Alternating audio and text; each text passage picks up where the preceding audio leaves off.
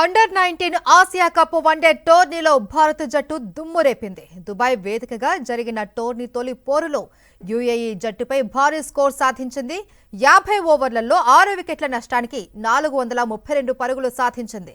దేశవాళీ మ్యాచ్లో సత్తా చాటిన వైభవ్ సూర్యవంశీ అంతర్జాతీయ వేదికపైన సెంచరీతో సత్తా చాటాడు. 9 4లు 14 6లతో చెలరేగి ఏకంగా 171 పరుగులు చేశాడు. అలాగే అరోన్ జార్జ్, విహాన్ మల్హోత్రాలు చెరో 69 రన్స్తో విజృంభించారు. ఇక వేదాంత్ త్రివేది 38, అభిజ్ఞాన్ కుందు 32, కనిష్క్ చౌహాన్ 28 పరుగులతో రాణించారు. దాంతో భారత జట్టు స్కోర్ 432 పరుగులకు చేరింది. భారత్ విధించిన 433 పరుగుల లక్ష్యాన్ని ఛేదించేందుకు యుఏఈ జట్టు బ్యాటర్లు సిద్ధమయ్యారు.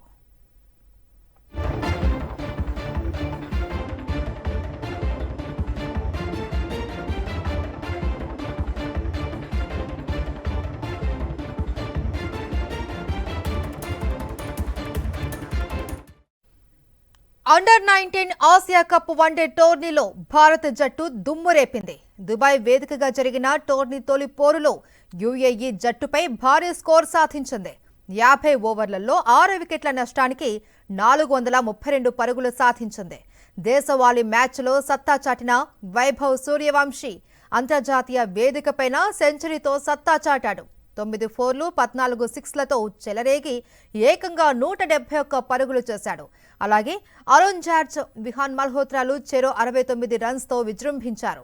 ఇక వేదాంత్ త్రివేది 38, అభిజ్ఞాన్ కుందు 32, కనిష్క్ చౌహాన్ 28 పరుగులతో రాణించారు.